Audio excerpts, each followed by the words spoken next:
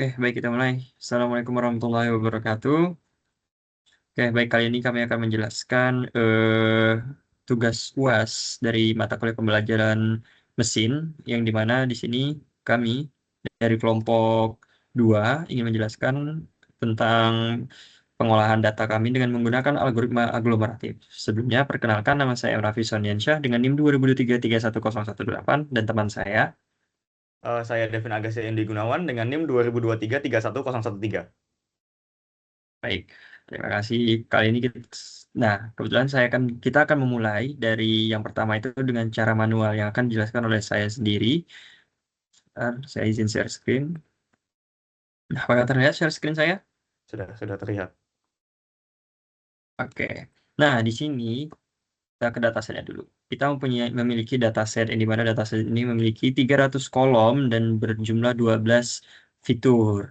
Dan dikarenakan untuk perhitungan manual itu cukup memakan waktu banyak dan membutuhkan ketelitian yang cukup rumit. Jadi di sini saya sudah mencari beberapa eh, sumber dan mengatakan kalau untuk perhitungan manual sebagai sampel kita hanya cukup mengambil 5 kota pertama saja agar tetap representatif. Jadi 5 kota pertama dari Old Vista, Beachport, Valley Borough, City, dan Lakewood itu sudah mewakilkan bagaimana nanti visualisasinya. Dan di sini kita menggunakan seperti yang tadi saya katakan, algoritma aglomeratif hierarchical clustering. Nah, kita mulai nih.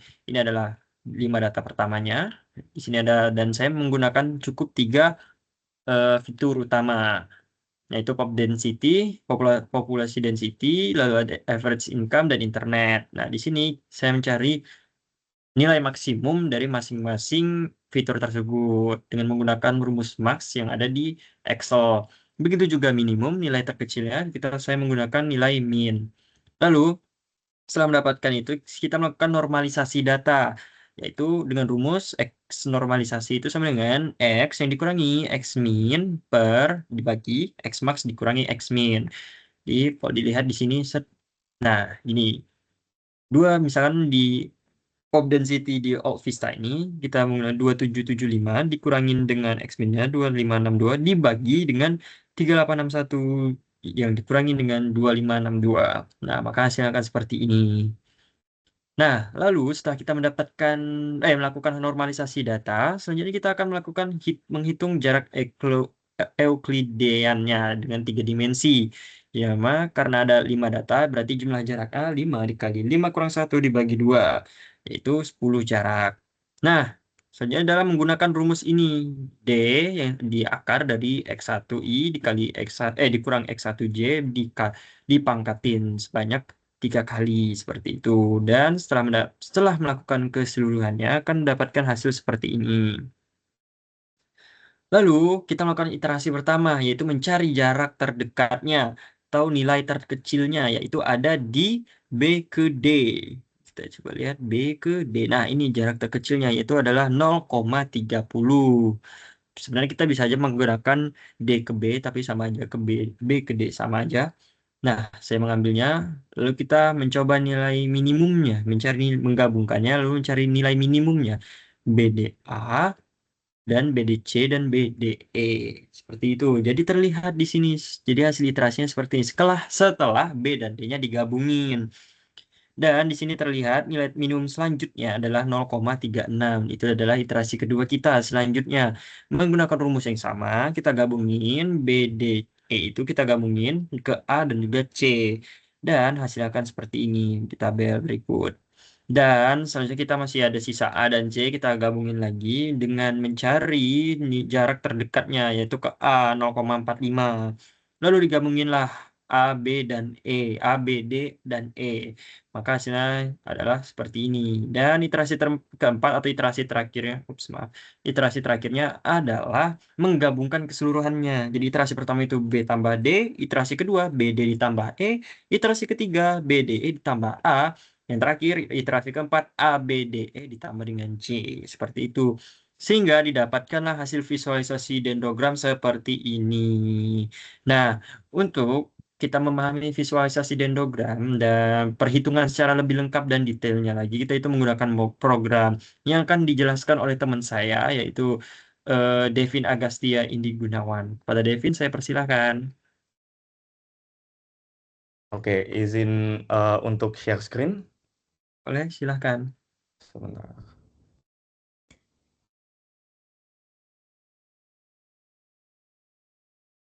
Wait.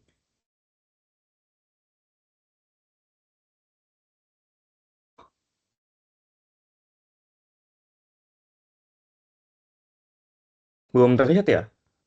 Belum, belum. Hmm. Wait. Nah,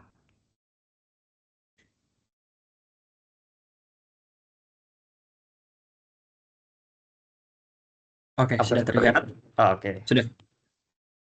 Oke, jadi di sini saya akan menjelaskan model aglomeratif hierarchical clustering di dalam versi program. Di sini digunakan Python dan em, Jupyter Notebook. Jadi langsung saja, yang dataset yang digunakan adalah dataset yang sama seperti tadi digunakan oleh rekan saya, yaitu dataset City Lifestyle.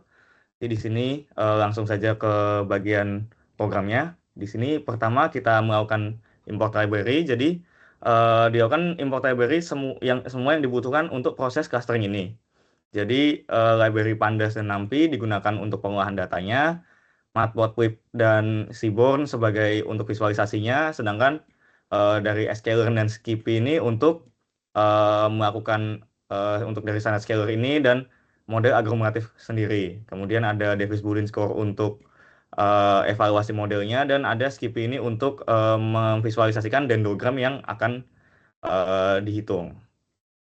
Yang kedua, jadi di sini kita membaca dataset. Jadi pada tahap ini bisa dilihat bahwa kita membaca dataset dari file tersebut, melihat infonya. Jadi di sini ada beberapa kolom dan kemudian melihat 5 data pertama dengan dfhead. Oke, selanjutnya ada pemilihan data numerik. Jadi di sini melakukan filtering di mana data kolom yang berbentuk numerik yang bisa digunakan. Jadi di kolom numerik yang digunakan ada population density, average income, internet penetration, average rent, air quality index, public transport score, happiness score, dan green space ratio. Kemudian selanjutnya ada visualisasi awal scatter plot sebelum dilakukan clustering menggunakan aglomeratif hierarchical clustering. Di sini ada scatter plot data sebelum clustering, bisa dilihat belum belum dipisah-pisah dan belum ada clustering yang dilakukan. Oke. Kemudian kita menuju ke bagian ini, yaitu standarisasi data, itu untuk memastikan bahwa semua data berada di skala yang sama.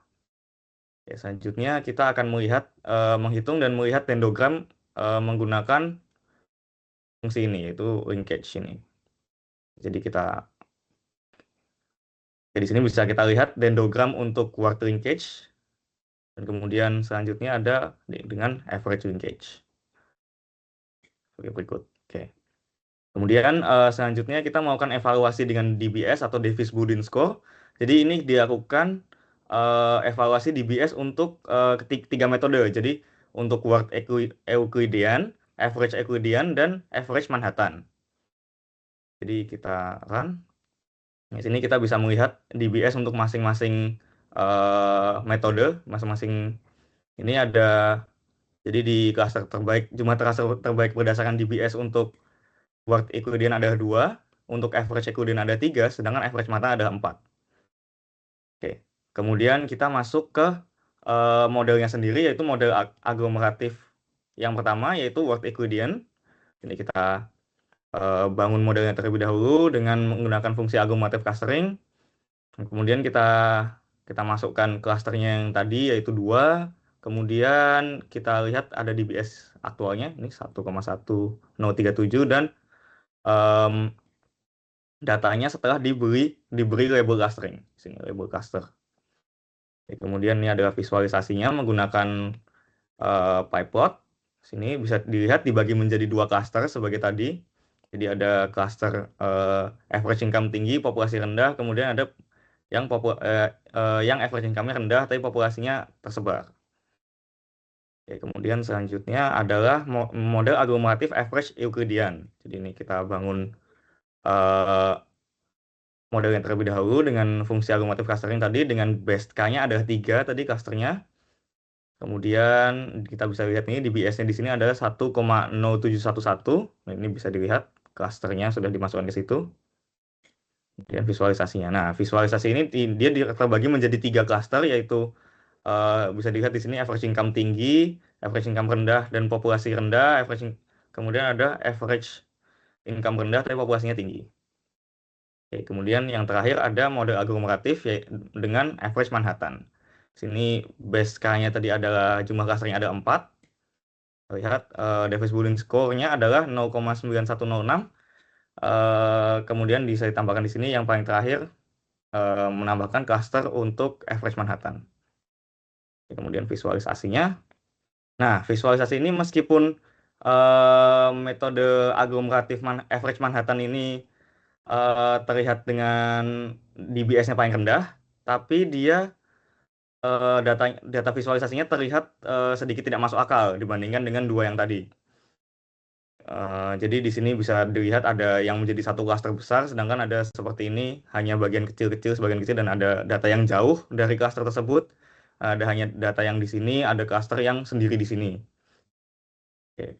Kemudian kita evaluasi semua modelnya dengan melihat DBS-nya. Jadi DBS paling kecil itu ada di average Manhattan, tapi average Manhattan menghasilkan visualisasi yang cukup aneh di sini. Kemudian ada DBS untuk average Euclidean yaitu di tengah-tengahnya dan yang paling tinggi, yang paling buruk itu worst Euclidean dengan 1,1037. Jadi dengan ini kami pilih yang paling masuk akal adalah menggunakan average Euclidean seperti itu. Jadi berdasarkan evaluasi ini, jadi aglomerative hierarchical clustering dengan metode average Euclidean ini mampu merupakan konfigurasi yang paling representatif. Jadi mampu memisahkan, melakukan clustering dan menghasilkan data yang paling representatif untuk dataset ini. Jadi model ini sudah mampu mengelompokkan berdasarkan beberapa karakteristik yang tadi dipakai, yaitu beberapa kolom numerik dan menghasilkan 3 cluster ini. Oke, sekian penjelasan dari saya. Saya kembalikan ke rekan saya. Oke, baik. Terima kasih Devin atas penjelasannya yang lebih detail mengenai kita pengolahan dengan dataset apa ini namanya City Lifestyle. Mungkin sekian juga dari kami. Kita sudah menjelaskan mulai dari perhitungan manual untuk algoritma aglomeratif hierarchical clustering yang diolah adalah dataset City Lifestyle. Dan juga tadi di perhitungan manual saya hanya menggunakan 5 data saja untuk melakukan perhitungan manualnya dan untuk pengolahan secara lebih detailnya telah disampaikan juga oleh teman saya Devin Agustia Indi Gunawan. Dan sekian juga dari kami kurang dan lebihnya mohon maaf. Kami pamit undur diri. Wassalamualaikum warahmatullahi wabarakatuh. Terima kasih.